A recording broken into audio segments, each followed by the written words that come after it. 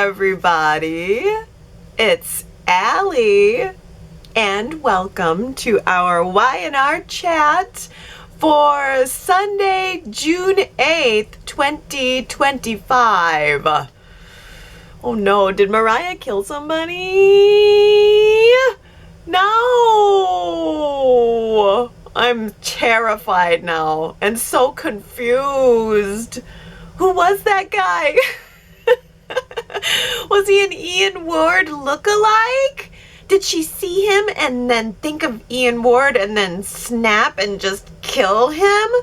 Dump his dead body right in the river? Oh. If so, I will say Sharon would be the perfect person to talk to about that. Killed somebody, dumped their dead body in the river, talk to Sharon. Killed somebody, dumped their dead body in the sewer, talk to Sharon. Oh, if only it were just a one-night stand. You could just talk to Sharon.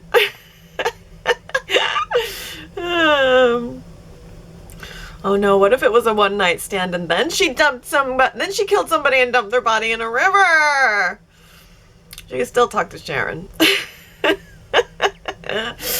Oh my goodness. Y&R really led us down the primrose path on this one, don't you think? I mean, we've spent the last, month more thinking that Mariah had an affair, and that is most certainly what it was. And then now they bust out this guy we've never seen before that she met while she was away on a business trip, and it seems like whatever happened is something much more sinister. I don't know. What could it be? My head is spinning. Where is CBS Soaps in Depth when I need it most? Tessa has Daniel, but I am without my most trusted soap news source. I should really write a song about it. I actually really loved the process of Tessa and Daniel writing a song together. I felt like Kate Fairbanks did a very believable job of making it seem like those lyrics were just coming to her. Like she was almost singing them very softly and tentatively, and I really got the vibes that this was a real song being created right on the spot. It was really kind of cool and different for Y&R, so I really enjoyed that a lot. And I'm glad Tessa has somebody to talk to, and honestly, Daniel's probably the perfect person to talk to because he went through his own dark period, off screen of course, but we've been told for quite a long time that he had a dark period, no one was able to shake him out of it, and Heather and Lucy kind of just had to endure it, had to endure watching him slip into this depression. But the thing is, eventually, Heather left him. Yeah, it's really incredible to me to believe that Tessa and Mariah are sleeping in the same bed every night, and Mariah is waking up in the middle of the night and just weeping, sitting up weeping on her side of the bed, and Tessa is just patiently waiting for Mariah to open up to her. I don't know. I think Tessa needs to get more aggressive about getting us the truth about this situation. In the previews for next week, Tessa is telling Mariah that she's safe to go ahead and tell her whatever the secret is. And Mariah is saying, no, nothing is safe about telling you what I did.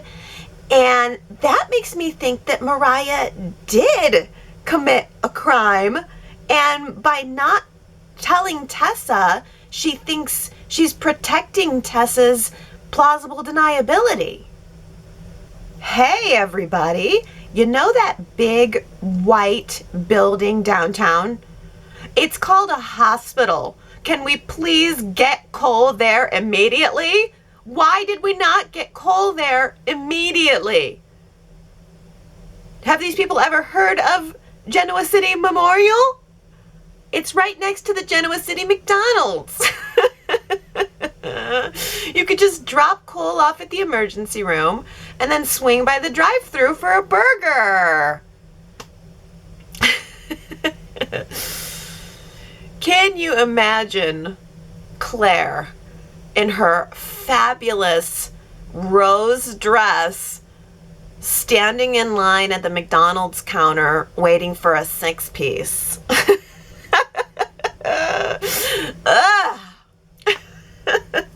Perish the thought.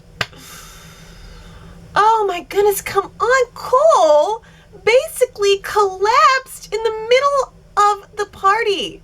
He couldn't stand. He was tugging at his throat, untying his tie, gasping for air, just trying to get air.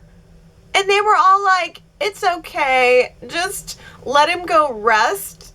Let him go rest it off in a room upstairs. They took him upstairs at first. Like, are you kidding me?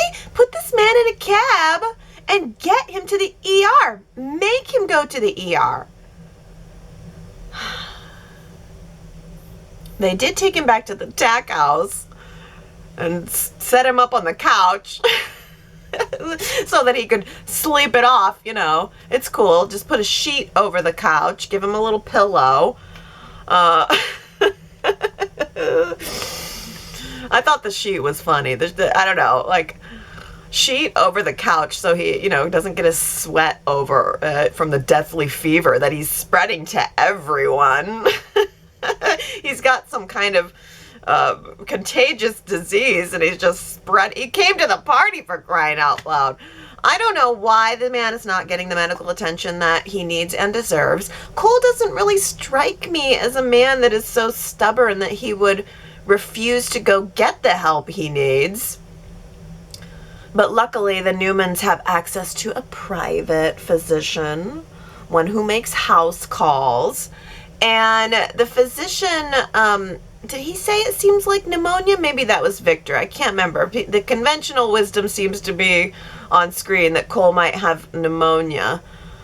And I don't know. I actually even though everybody else is very concerned, Claire's concerned, Victoria's concerned, everyone's concerned about Cole, I feel strangely reassured that now he is going to pull through, because I perceive his illness as being just part of a larger plot now to keep Claire home from Nice so that Audra can seduce Kyle, the bonehead, with his bonehead. Kyle, I think you got that backwards. Victor is supposed to pay you $5 million to leave town, not you offering Victor $5 million to leave town if you break Claire's little heart. Doy, you got it all backwards. I mean, okay, first of all, what does Victor Newman need with $5 million? I mean, why would he even lift an eyebrow to that? Kyle, you should save the $5 million and use it. I mean, if you want, I can give you some ideas for things you could do with the $5 million. Just off the top of my head, how about Jabot 2? You could think of it as a business investment.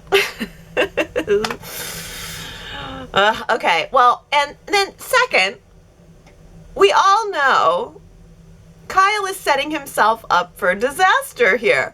I'll sign a contract that gives you $5 million and I'll leave town if I break Claire's heart. Victor literally just sat there watching Kyle give himself enough rope to hang himself with. And I don't know about you, but I love it. I have to say, I feel like one of the guilty pleasures of soaps is watching someone make this incredibly dumb move that you know is going to backfire on them, and just watching it all unfold. Was it Lily and Devon and Nate were having a conversation this week about horror movies, and about how part of the fun is watching the main characters and screaming at them to not go into that dark basement.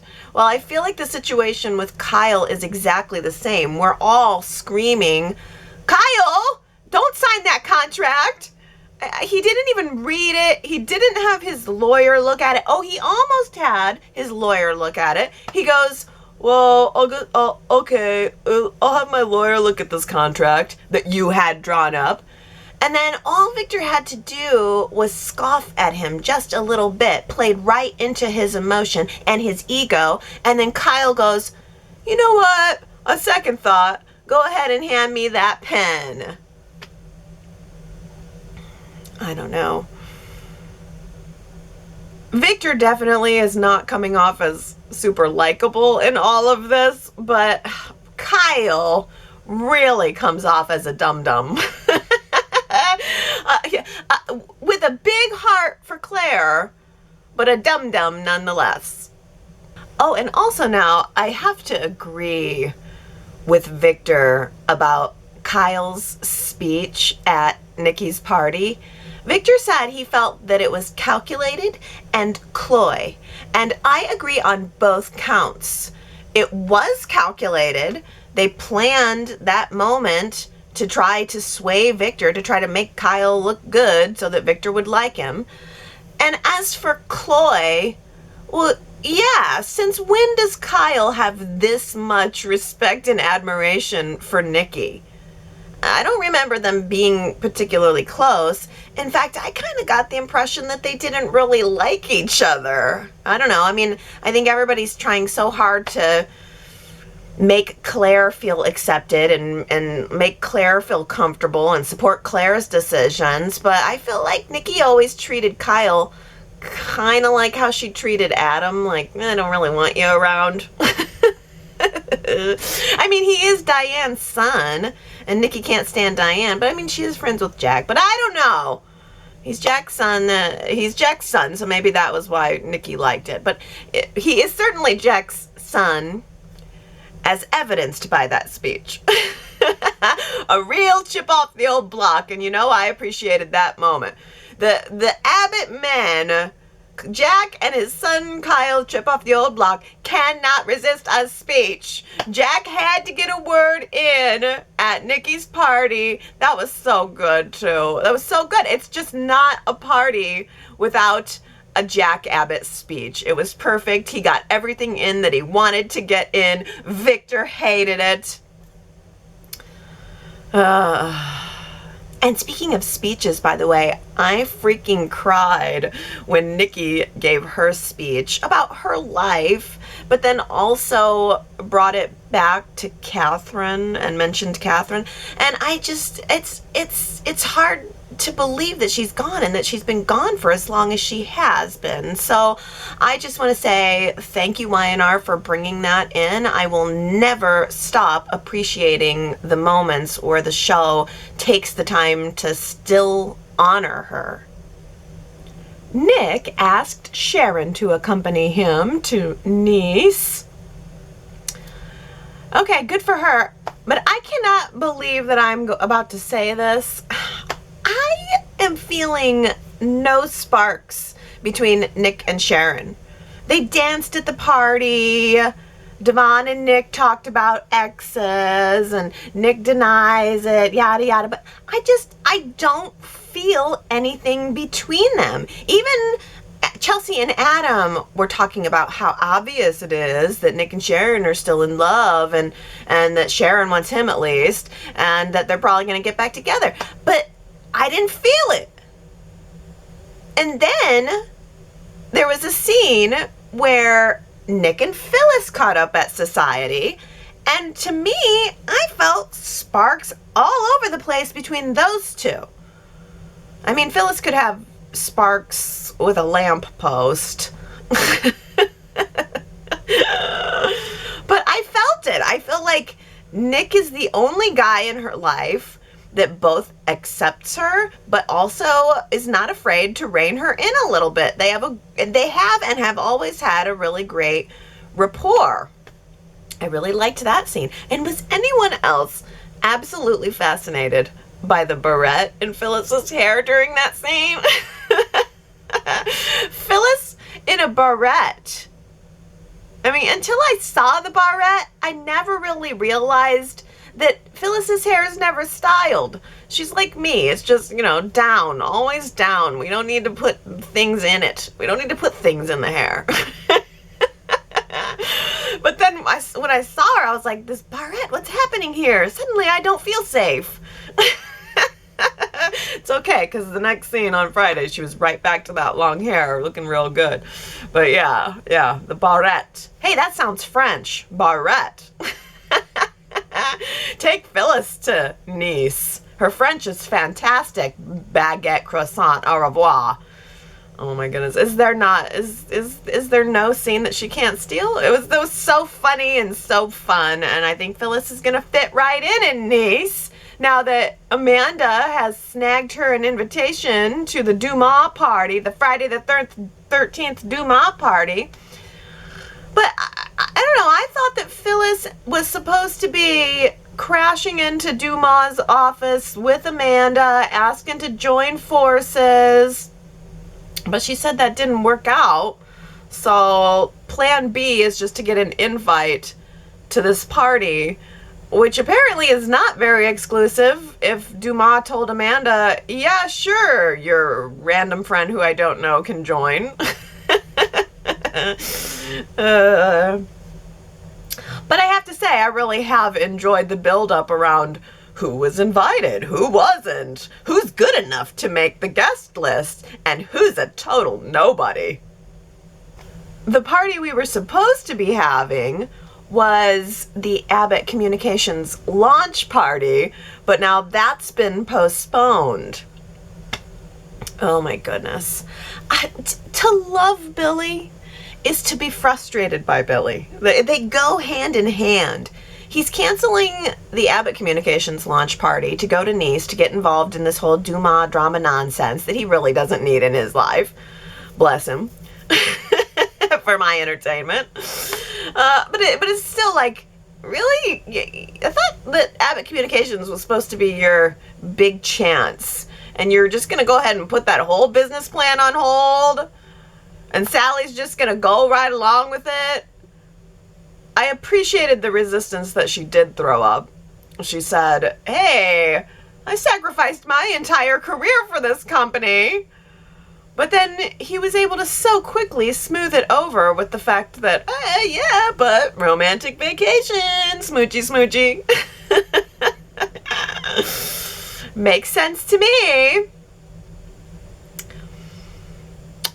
What doesn't make sense to me is the Phyllis-Sally rivalry. I'm not saying I don't enjoy it, but I keep asking, why is it? What did Sally do to Phyllis? Sally took Phyllis's old job. Big deal. It's hardly enough to start a whole rivalry over. If Phyllis is going to be mad at anybody about that, it should be Billy. But on Friday, Phyllis got up in Sally's face. Did you see the way that Phyllis came down the stairs and then got right up in Sally's face? It was like this sneak attack. It was like an intimidation tactic. And I'm not gonna lie, if I was Sally, I would be intimidated. I would be scared by that. Somebody like getting up in my face. I don't even think I could. It was so, I don't know. It was so an invasion of one's personal bubble that I think I couldn't even engage. I wouldn't even want to engage. I would be very scared of Phyllis if I was Sally. But I also liked that Sally said, let me put this into small words for you. I'm not scared of you. And then she ran upstairs to pick out her party outfit for the Friday the 13th slinky dress dance-off. Lily and Devon got invitations to Nice, but Damian got fired. And not only did he get fired, but he had to be the one to fire Holden, and that did not go over very well. Damian immediately went to work trying to get Holden a job with Audra. And when Audra didn't bite right away, Damian tried to get Holden a job at Winters, which is like, no. I mean, what we need is to get everybody into the same space so that it is max awkward.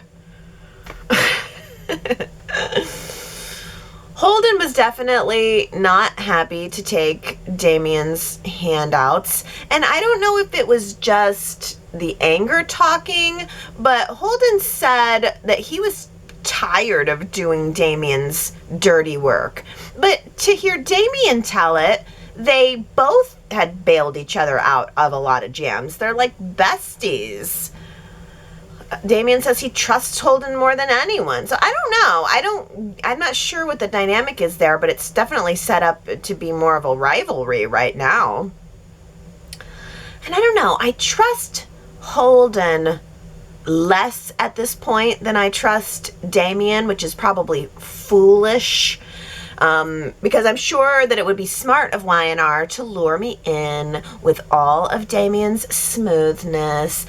Never had a girlfriend, never even used a dating app. Poor me, just found out that my dad wasn't my dad, and now I'm moving in with my sick mom to take care of her.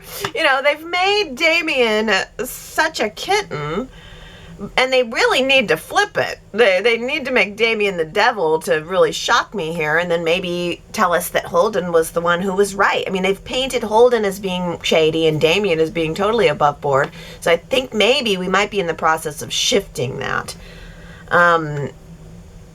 Audra seems to see something in Holden all of a sudden.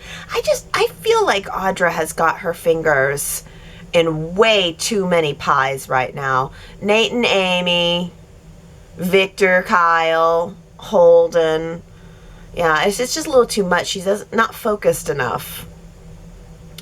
But I think Audra sympathizes with Holden because now Holden's out of a job. Holden wants to work.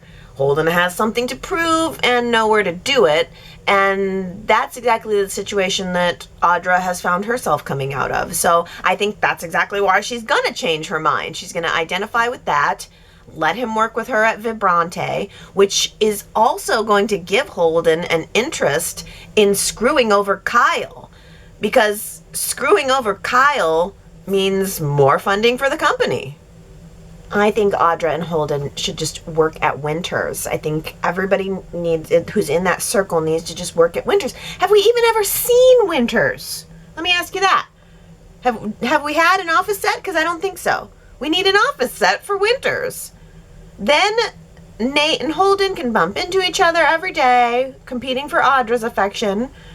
Holden and Damian can go ahead and have their rivalry. I think it works. If we need a set for that.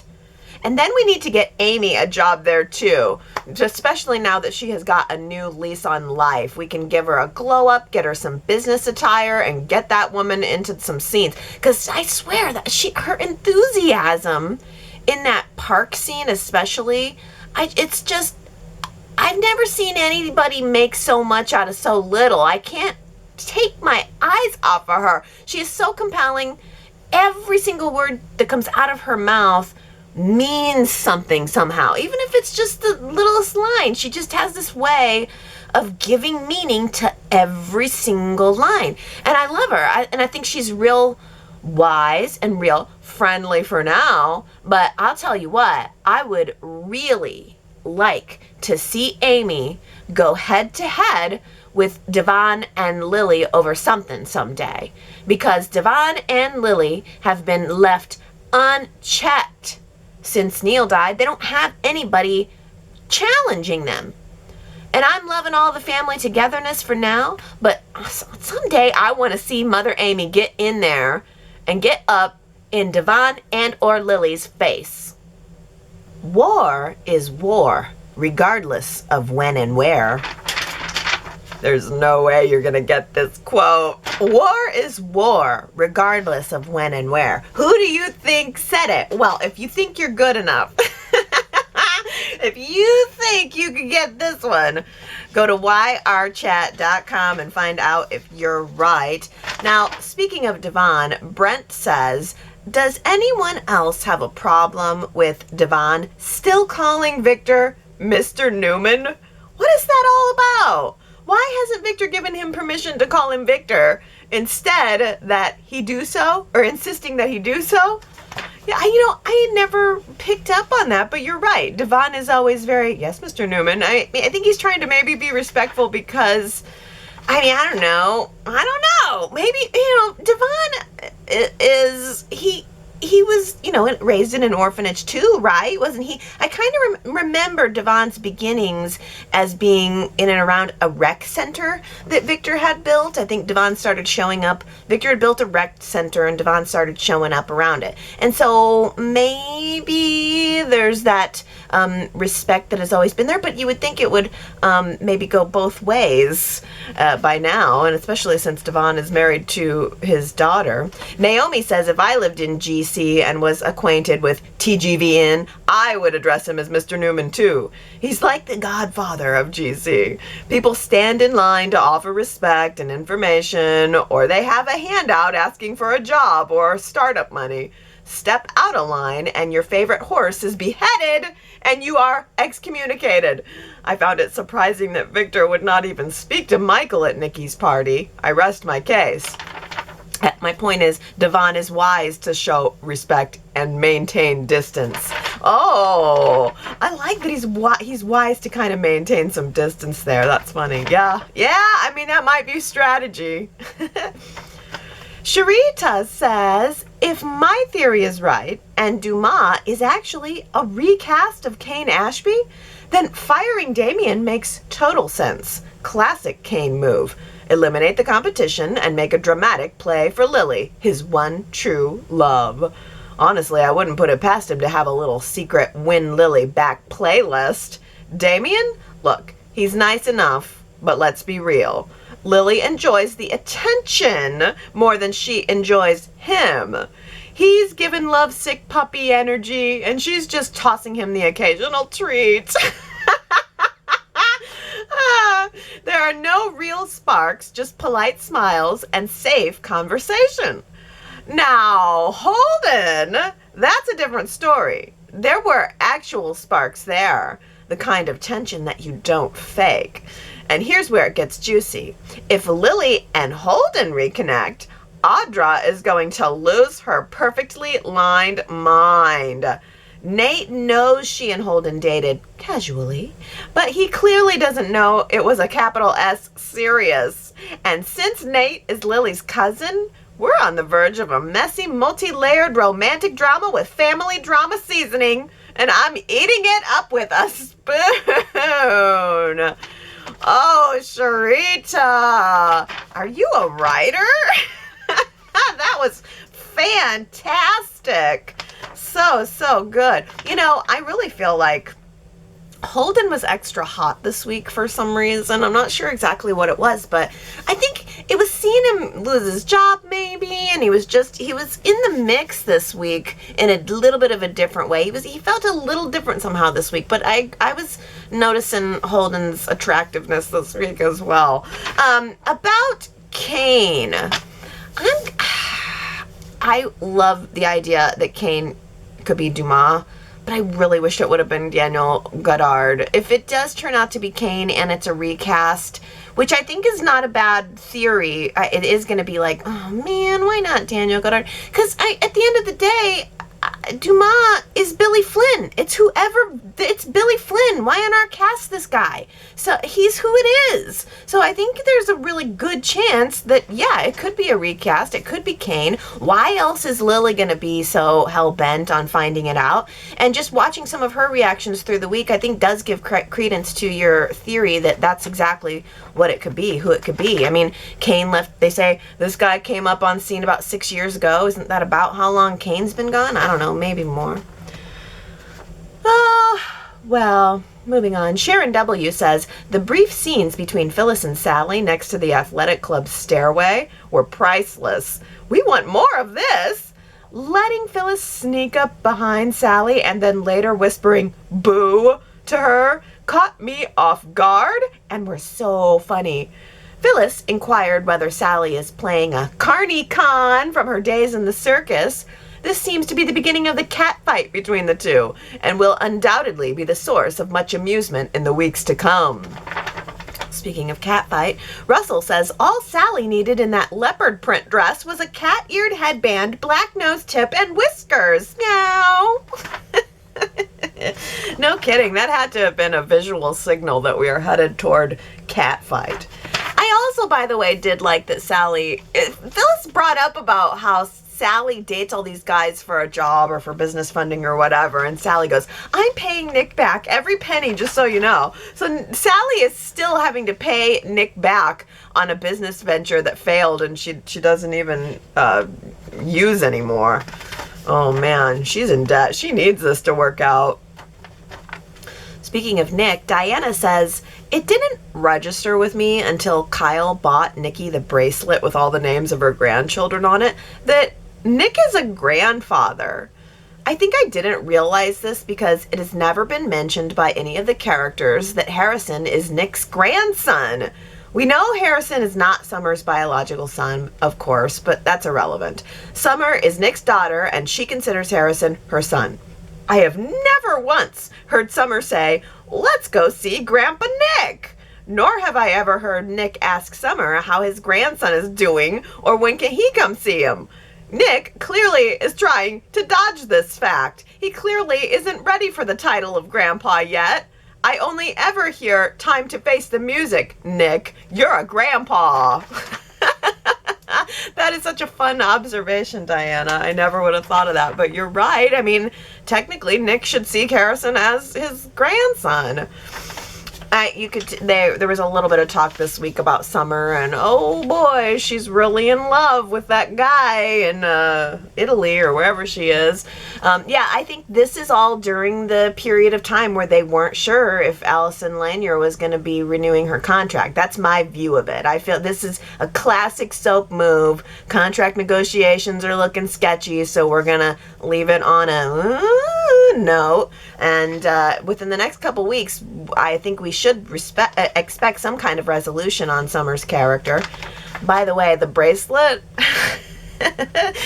the grandchildren bracelet, I mean, that thing had way more names than I thought was coming out. And when she was reading all the names off, I was like, dang, this list is going on. That list is almost as long as her last name. Her married names. Oh, Tina Cole says, is it just me, but does Sharon still seem off? Since she was drugged and the whole Heather storyline happened, she is just different from the Sharon I'm used to knowing in how she acts with Nick and even other guests at Nikki's party. And Victoria says, I agree. She seems spacey in some scenes. I want to say, Earth to Sharon. Yeah, and I mean, I think that really... I agree. Something is off with Sharon. Something's definitely off with her wardrobe. Is shade. And I think it really affected my ability to even get into the idea of Nick and Sharon dancing and romancing and, oh, are they friends or are they... It's getting in the way. Something's weird. Something's going on there. It's like she's checked out. She's just checked out. Although I did appreciate the scene between Sharon and Mariah. She was more checked in there, I would say. Let's get this comment of the week from Gary, who says, I believe Mariah helped Ian Ward, her spiritual father, escape from prison ambulance van into freedom. You have got quite a theory there, Gary. I love this. Mariah didn't kill anybody. She didn't do this. She helped Ian Ward. She didn't hurt. Everybody's kind of assuming, she hates Ian. She would want to kill him, whatever. Maybe she helped him escape, and that's why she feels guilty. That is so good, Gary. Who needs CBS Soaps in Depth? We've got Gary Says. I think that's a heck of a theory and a really plausible one. And who knows, maybe the new guy is a recast of Ian Ward. I mean, could be. Daisy says Mariah's big secret might just be that she spilled everything and she knows about the corporations in Genoa City to Aristotle Dumas. The man who approached her might have been him. He saw her drinking, knew who she was, wanted to see if he could get information from her. He started a conversation under the guise of being a sounding board for her. She took him up on it, her drunk self unloaded everything that was on her mind, and I can see why she'd be kicking herself knowing she betrayed, well, everyone. If that man was Aristotle Dumas and not Ian Ward with a new face, then I wonder if she knows what he's planning. Maybe, though, she can't say anything to anyone because he's blackmailing her to stay quiet, and it's eating her up inside. Ooh, Daisy, that's another really good one. What if that guy is Aristotle Dumas? Ooh, these are two new fresh theories that I really like. I guess we're going to find out next week, right? If he actually does show his face. I keep waiting for it to be a woman.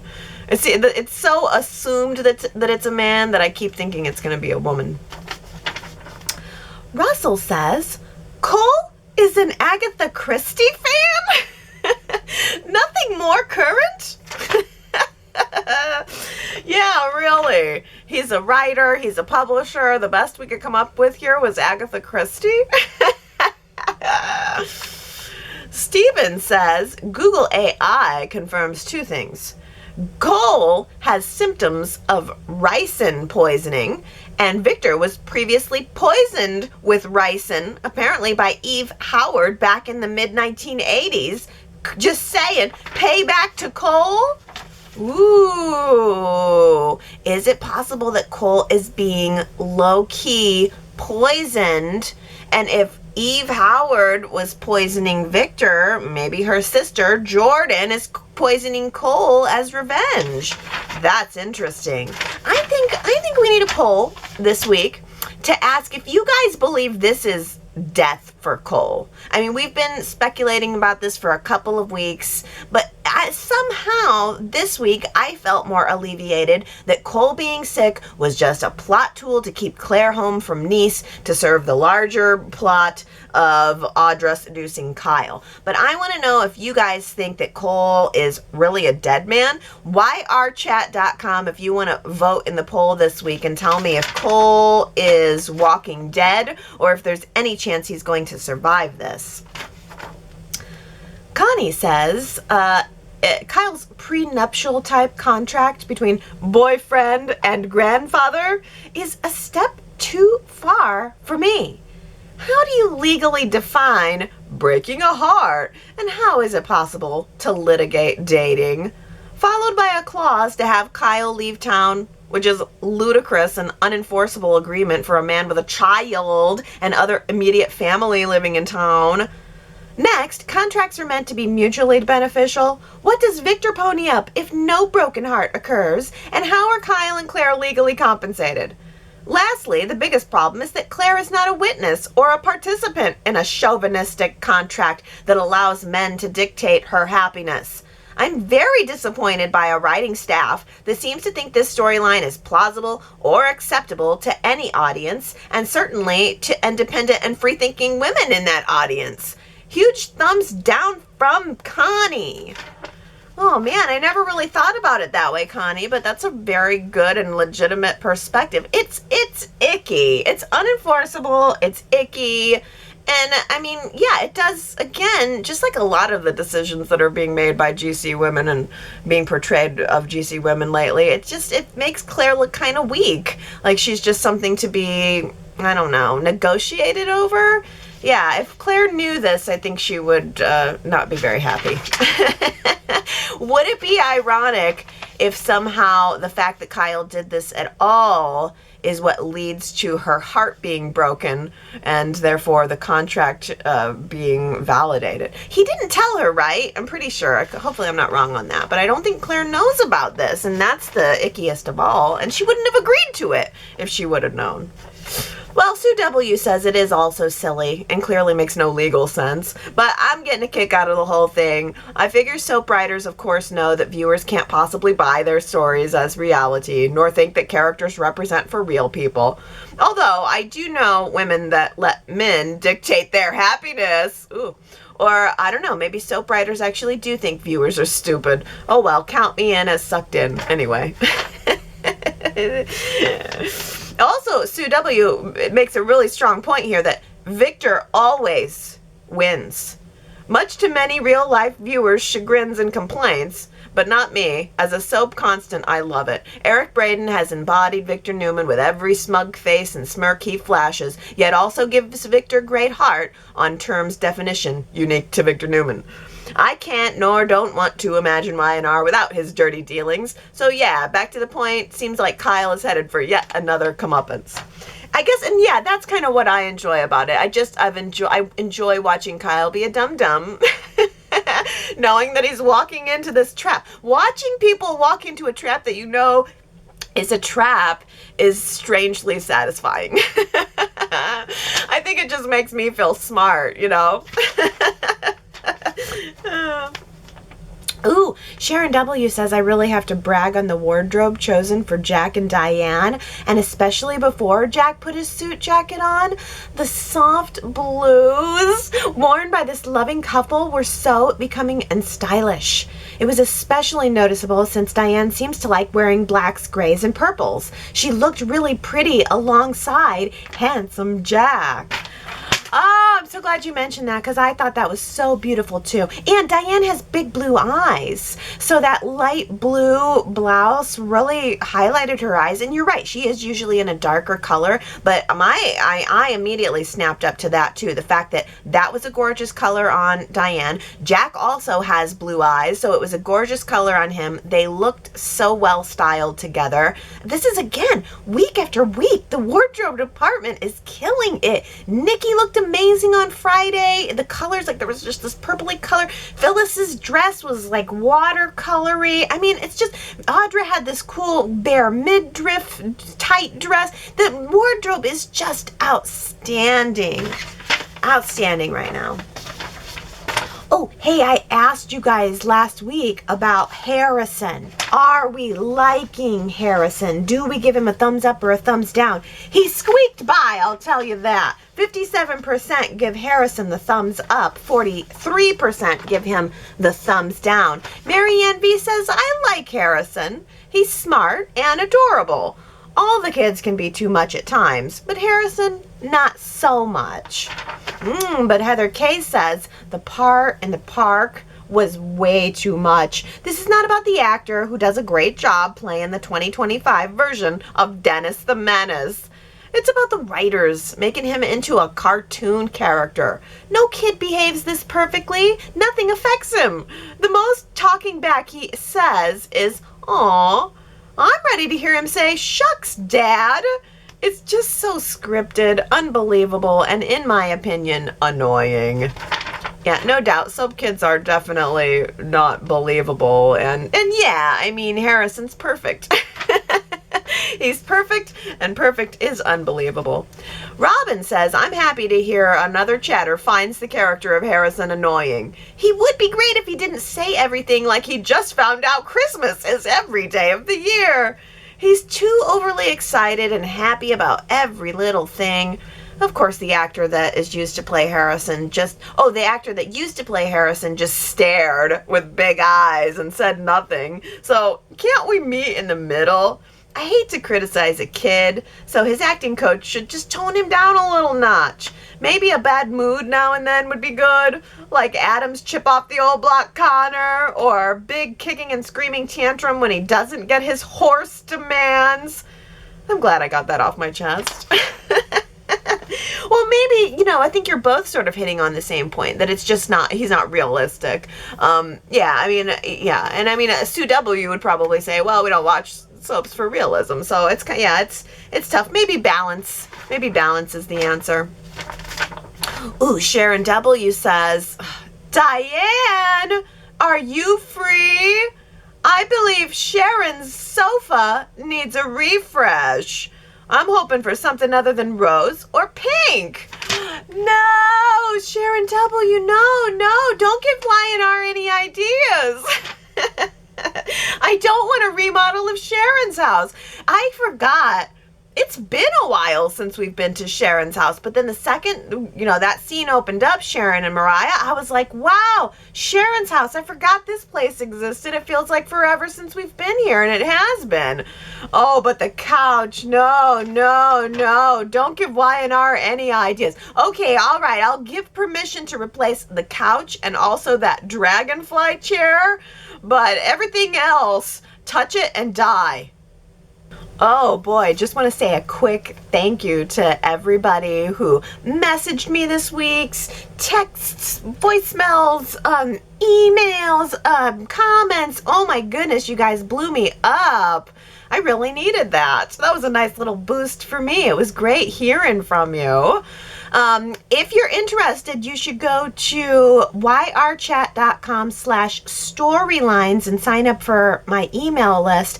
Within the next couple weeks, I think I'll send out an email and give you guys some information about the new project that I'm going to have coming out at the end of the year. There may or may not be a little hint about it on the shelf behind me right now if you're watching the video.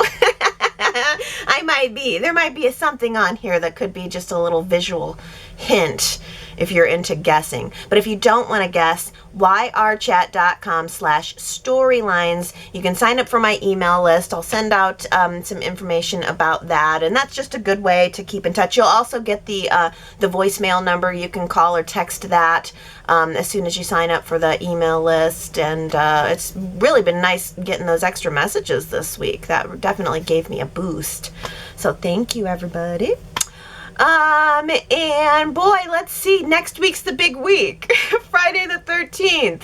We are supposedly going to find out who in the heck Aristotle Dumas is. I can't wait to be disappointed.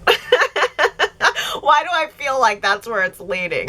Oh well, whatever it is, good, bad, I'm going to come back next Sunday and we're going to chat about it. So everybody, I hope you have a really good week, and I will see you next time. Bye.